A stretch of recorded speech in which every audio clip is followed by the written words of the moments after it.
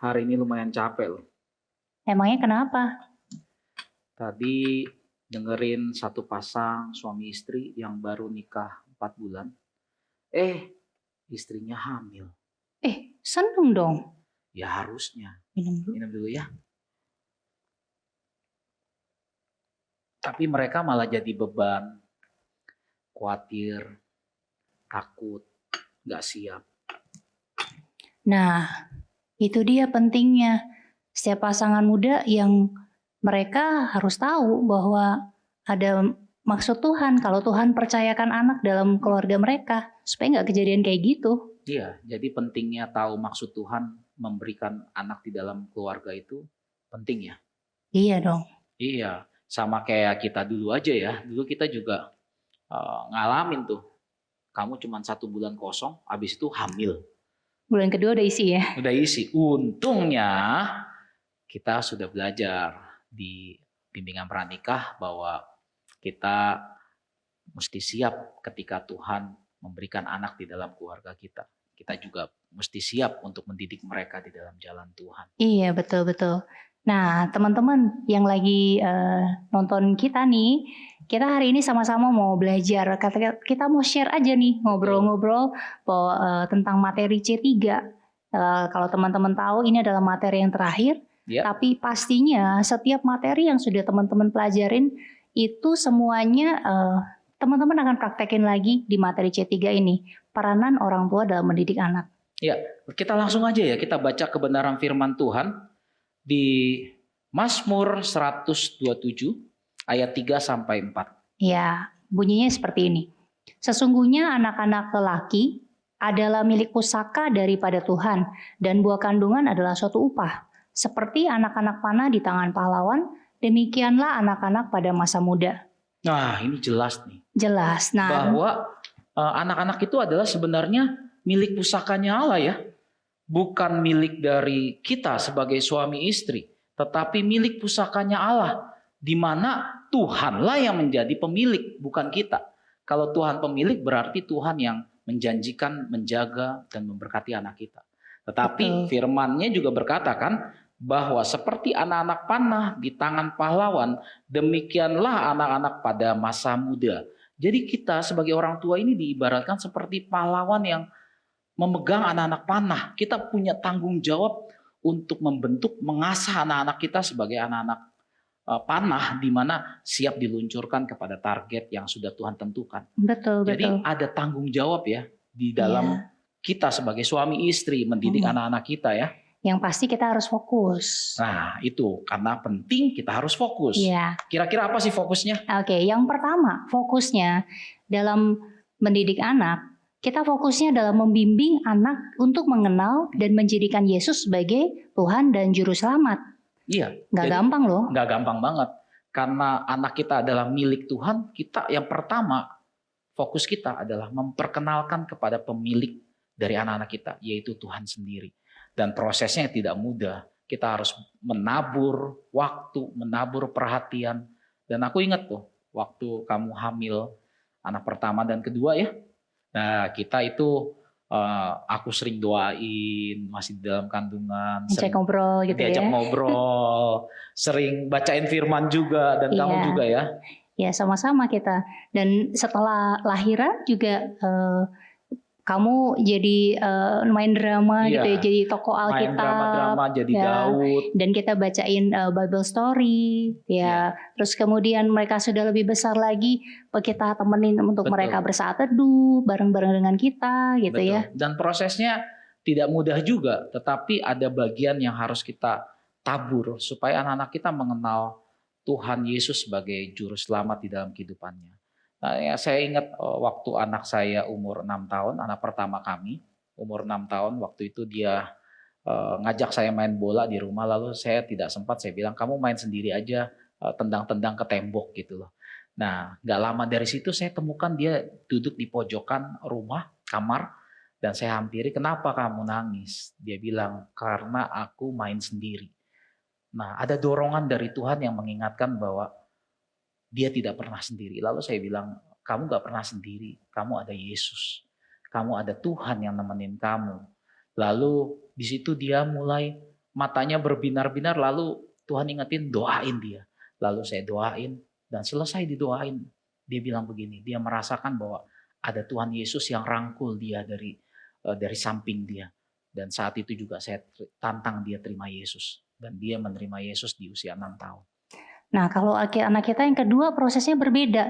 Padahal kita sama-sama dari mereka tadi sejak Betul. dalam kandungan, mereka kecil, kemudian sama-sama kita tanamkan ya. Tetapi ternyata Tuhan punya waktu yang berbeda, proses yang berbeda untuk setiap anak. Iya. Dan kalau anak kita yang kedua, waktu itu dia pas kelas 4, itu ada satu kejadian besar di sekolahnya yang terjadi, itu membuat dia kecewa, marah, sedih sekali gitu ya. Iya. Dan ketika dia cerita sama saya gitu ya, ketika dia cerita, ngobrol, kemudian dia nangis dan tiba-tiba ada suara dalam hati saya untuk tantang dia terima Yesus. Saya doain dia dan dia mau menerima Tuhan Yesus sebagai juru selamat di dalam hidupnya secara pribadi. Dan setelah mereka, kedua anak kami menerima Yesus, nggak cukup sampai situ. Tapi ada tanggung jawab, ada fokus kita yang berikutnya yang harus Fokus kita... yang kedua.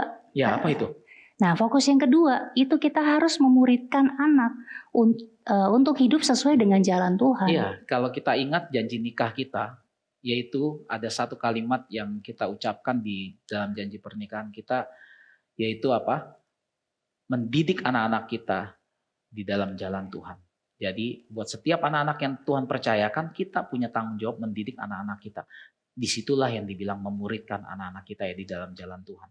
Dan memuridkan itu nggak mudah ya. Memuridkan itu mulai dari kita sebagai orang tua, sebagai pasangan suami istri. Jadi teladan buat Jadi mereka. teladan buat mereka, memberi waktu, ya kan, berkomunikasi. Karena mustahil kita bisa memuridkan anak-anak kita kalau kita nggak bangun hubungan dengan mereka.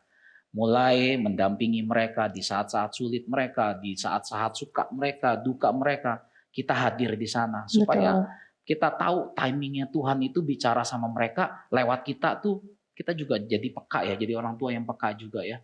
Kalau kita mau memberi diri menjadi teladan dan memberi waktu juga tentunya. Betul. Disitulah ya kita terus memuridkan anak-anak kita, nggak lepas ketika mereka terima Yesus habis itu dilepas aja, enggak. Selesai, belum Tidak selesai seperti ya. itu.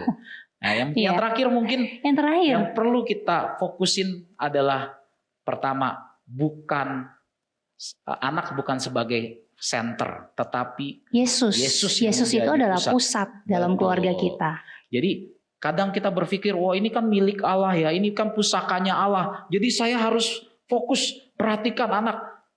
Pokoknya pasangan belakangan, yang lain belakangan. Pokoknya yang terutama adalah anak. Wah, bahaya saya cari uang. Bahaya. Ya, cari uang buat anak, semuanya buat anak. Jadi anak jadi berhala. Padahal harusnya tetap fokus kita bukan kepada anak tetapi kepada Yesus. Jadi Christ center bukan child center, ya. Benar. Fokus. Nah, kalau udah fokus jangan lupa bagaimana cara menerapkannya. Ada prinsip-prinsip mendidik anak. Betul. Kenapa kita penting yang prinsip ini? Yang pastinya bukan prinsip kita berdua, prinsip Abba Love gitu ya, tetapi prinsip kebenaran firman Tuhan nih, teman-teman. Ya. Nah, prinsip yang pertama yang dalam mendidik anak ini bahwa tanggung jawab dalam mendidik anak. Ya, kita sama-sama mau baca, ada firman-nya.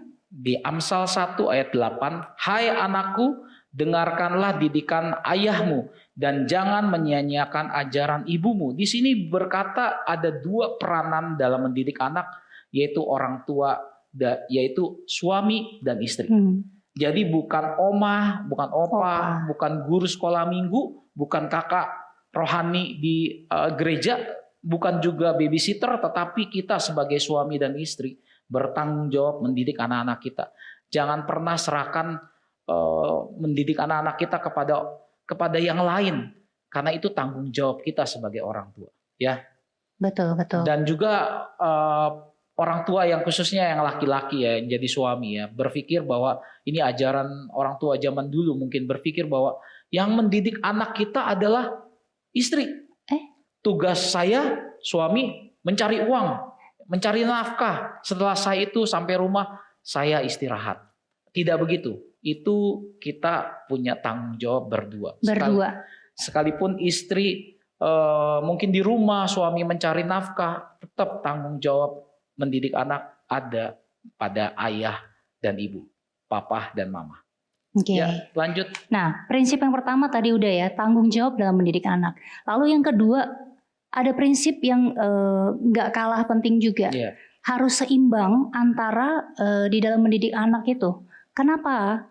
Karena dalam kehidupan anak-anak kita, mereka punya dua hal. Ya, ada sisi intelektual dan intuisi atau hati. Ya. Jadi kita juga nggak boleh salah satu, tapi harus seimbang tadi. Betul. Jadi saat kita mendidik anak-anak kita juga fokusnya bukan hanya intelektualnya. Biasanya orang tua ya, suami istri, pokoknya sekolah yang terbaik. Pinter gitu ya. Pokoknya pinter, anak ranking 1. Tetapi kita lupa. Kita mendidik anak juga harus balance. Keseimbangan antara intelektualnya dengan hatinya. Sikap hatinya, karakternya. Itu juga perlu dididik. Perlu kita sebagai orang tua bertanggung jawab mendidik di dalam intelektualnya dan juga di dalam karakter, sikap hatinya. Dan ini menyangkut kepada bagaimana kita mempraktekkan kasih dan disiplin di dalam keluarga kita. Jadi kalau misalnya kasih yang rendah tetapi disiplinnya tinggi, anak-anak kita bisa jadi anak-anak yang berontak. Sebaliknya nih, kasihnya rendah, kasihnya tinggi, disiplinnya rendah, anak-anak kita menjadi anak-anak yang manja, anak-anak yang sangat bergantung dengan orang tuanya. Lalu kalau misalnya dua-duanya rendah, kasih rendah, disiplin rendah, ini anak-anak kita bisa menjadi anak-anak yang tertolak, anak-anak yang ingin achievement, dihargai, diterima. Jadi ini nggak boleh juga. Yang paling pas adalah kita seimbang antara kasih dan disiplin sama-sama tinggi. Itu menjadikan anak-anak kita menjadi anak-anak yang confidence dan anak-anak yang berkarakter, anak-anak yang confident, anak-anak yang percaya diri dan punya karakter. Betul. Ya. Nah, teman-teman nanti di captionnya bisa ada, teman-teman bisa unduh materi buku ini dalam bentuk PDF dan ada diagram yang teman-teman bisa lihat tadi yang kita bicarakan, apa sih tadi yang ada kasih tinggi, disiplin tinggi itu. Nah, seperti apa supaya lebih jelasnya teman-teman bisa lihat lagi, bisa pelajari lagi di materi PDF yang teman-teman sudah unduh nantinya ya. Ya, di sana lengkap ya. Ada diagramnya juga dan sebagainya. Lanjut. Ya. Apa yang kita mau sharing lagi? Tadi kan kalau misalkan seimbang antara disiplin dan kasih. Lalu disiplin sendiri, firman Tuhan di sini katakan di Amsal 29 ayat tongkat dan teguran mendatangkan hikmat, tetapi anak yang dibiarkan mempermalukan ibunya. Ya. Amsal 29 ayat 15 ya. Jadi di sini firman Tuhan pun meneguhkan bahwa kita harus ada disiplin juga kepada anak-anak. Nah, sekarang ini banyak hal yang kita tahu tentang parenting bahwa ada yang ya sudah dibiarkanlah anak-anak berkembang. Enggak, firman Tuhan bilang ada bagian kita untuk mendisiplin anak-anak. Lalu sekarang bagaimana dengan kita yang kalau misalnya pasangan-pasangan muda yang belum menikah? Prakteknya seperti apa sih? Nah, sebenarnya teman-teman bisa mempraktekkan dengan mulai mendisiplin diri sendiri dalam disiplin rohani. Karena itu bicara soal hati dan karakter. Dan juga disiplin soal waktu, ya kan, disiplin untuk terus belajar, disiplin untuk terus bekerja dengan baik. Itu kita bisa praktekkan kepada diri kita sendiri supaya kita nanti kelak ketika kita menikah, punya anak, kita bisa praktekin masalah disiplin dan mempraktekkan kasih ini di dalam kehidupan keluarga kita. Nah, selain itu, lanjut kita akan belajar tentang yang ketiga. Prinsip yang ketiga. Nah, prinsip yang ketiga adalah mesbah keluarga sebagai sarana mendidik anak. Nah, apa sih maksudnya mesbah keluarga itu? Apakah seperti kalau kayak kita hari Minggu ada ibadah raya kayak gitu, terus kita harus buat ibadah gitu, ibadah beraya itu di rumah kita? Capek banget nih, berarti mesti ada tim profetik, ya kan? Mesti ada tim penyembahan, doa, lalu ada pengkhotbahnya. Banyak ya. Nah, lalu kayaknya ada yang sulit singernya nih. segala macam, kayaknya ribet. Mesbah keluarga bukan memindahkan ibadah ke rumah kita. Mesbah keluarga juga bukan mindahin komsel ke rumah kita, ke keluarga kita. Enggak, mesbah keluarga itu hal yang simpel yang bisa kita kerjain. Kayak misalnya kami berdua, berempat dengan anak-anak, setiap malam kami berkumpul di satu kamar, lalu kami mulai baca 1 ayat, 2 ayat, dan kita mulai sharing. Dan tidak selalu seperti itu toh. Iya. Nah kita kadang-kadang dimulai 1 dengan, jam enggak Iya, gitu ya? iya. Oh harus 1 jam. kadang-kadang kita juga mulai dengan curhat, mendengarkan curhatan dari anak-anak. Jadi anak-anak cerita, Apa anak-anak yang ngobrol. terjadi Iya, sepanjang hari betul, itu. sepanjang hari. Lalu kita mulai doain kalau mereka ngalamin ada kekecewaan, kesedihan, dan sebagainya. Dan mesbah keluarga ini jadi sarana kita dalam mendidik anak. Karena apa? Di dalam mesbah keluarga kita bisa mengalami 3 hal.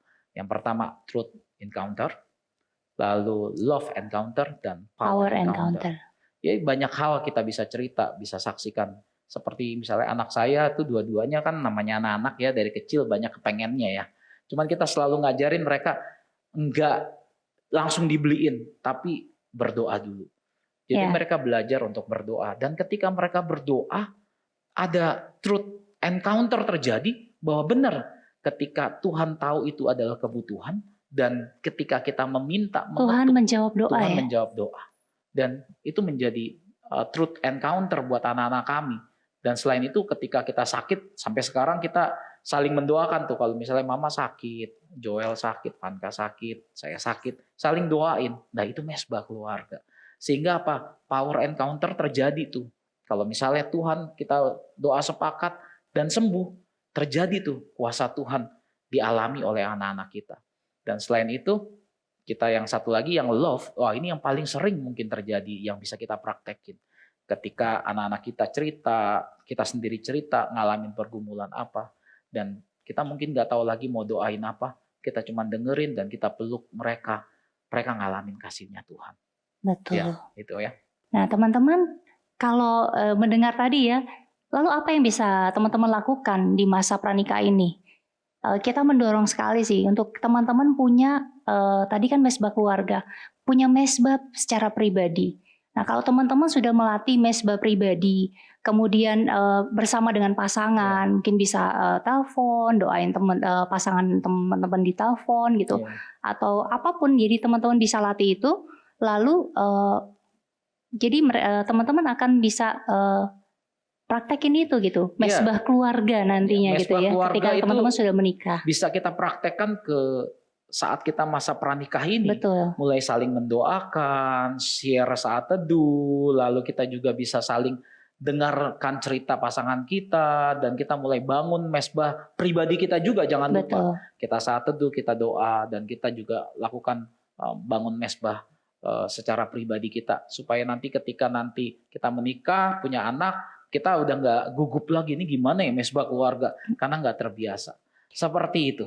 Ya, dan lagi yang terakhir adalah soal mesbah keluarga ini bukan hal yang bisa terjadi instan sekali 2 kali gitu ya, lalu langsung jadi gitu ya, tetapi ini menjadi suatu gaya hidup. Betul. Yang akan dibawa, dan mereka dalam perjalanan kehidupan kerohanian mereka akan tahu bahwa mereka nggak akan pernah goyah karena tadi. Betul. Ada mesbah pribadi, mesbah keluarga bersama-sama. Betul. Dan yang terakhir adalah kita mulai membangun keteladanan dalam diri kita sendiri juga dengan pasangan kita saat kita masih masa pranikah.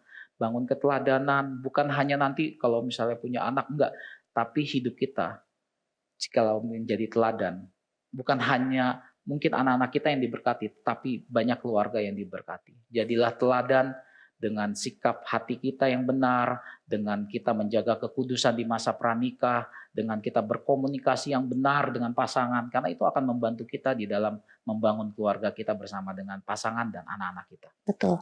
Jadi teman-teman, mungkin teman-teman berkata, ini mah teori. Wah ini kayaknya nggak mungkin, berat ya. Karena aku dididik orang tua aku bukan seperti itu. Dan sepertinya jadi sesuatu yang mustahil bisa aku praktekkan di dalam keluargaku nanti. Dan saya juga ngalamin, istri saya juga ngalamin. Di dalam pola asuh keluarga kami juga ngalamin, gak ideal. Tidak seperti yang tadi kita sampaikan. Tetapi ada kekuatan, ada kasih karunia Tuhan yang mengubah hidup kita. Nah sekarang teman-teman mau gak teman-teman buka hati, siapkan hati teman-teman untuk Tuhan ubah. Mungkin ada teman-teman yang belum mengampuni orang tua. Atau teman-teman ngerasa, nanti aku nggak bisa, aku nggak mampu. Oh, saatnya yang tepat bahwa hari ini kita berdoa sama-sama. Kita minta kasih karunia Tuhan Ya. turun atas kita semua untuk mengubah kita, untuk kita siap jadi pasangan-pasangan yang nantinya kelak akan mendidik anak-anak dengan jalan Tuhan. Mari kita berdoa sama-sama. Bapak, terima kasih Tuhan. Bukan suatu kebetulan kami mendengarkan hal ini Tuhan. Aku mau berdoa buat setiap teman-teman PMG yang mendengarkan Tuhan. Bapak buat setiap wanita Tuhan. Bapak Engkau Allah yang sudah menaruhkan hatimu Tuhan buat mereka. Engkau yang mendidik mereka bagaimana cara mereka menjadi seorang wanita. Peranan mereka sebagai seorang wanita Tuhan. Sebagai seorang istri nantinya Tuhan. Bapak Engkau yang memberikan mereka kekuatan, memberikan mereka iman. Ada keyakinan Tuhan bahwa mereka bisa melakukan hal ini Tuhan di dalam keluarga mereka. Bukan karena kekuatan mereka, tetapi karena Engkau Allah Tuhan yang memberikan mereka kemampuan, kekuatan, hikmat-Mu Tuhan atas setiap wanita yang ada. Untuk mereka boleh menjadi ibu yang bijaksana atas anak-anak yang Tuhan percayakan. Dan sungguh menerapkan hal ini Tuhan, firman-Mu Tuhan ada di dalam keluarga mereka Tuhan nantinya Tuhan. Terima kasih Tuhan, di dalam nama Yesus. Bapa, aku berdoa buat pria-pria yang menonton video ini. Tuhan, Kau mengasihi setiap pria-pria yang menonton video. Aku berdoa Tuhan, biarlah apapun yang mereka alami di masa-masa mereka dalam pola asuh orang tua, yang mungkin gak ideal, mungkin ada yang otoriter papa mamanya, mungkin ada yang dimanja, mungkin ada hak yang diabaikan. Tapi biarlah Tuhan saat ini Kau menjamah setiap hati pria-pria, setiap pikiran-pikiran yang di luar kehendak Tuhan. Saat ini aku berdoa, Engkau yang menjamah, Engkau yang memulihkan setiap pikiran dan hati setiap mereka. Aku berdoa Tuhan, biarlah menjadi pria-pria, mereka menjadi pria-pria yang takut akan Tuhan. Pria-pria yang membangun dirinya di dalam dasar kebenaran firman Tuhan. Yang membebaskan, yang memerdekakan dan memulihkan mereka. Terima kasih Tuhan. Aku serahkan Tuhan mereka ke dalam tangan-Mu. Dalam nama Yesus. Amin. Amin.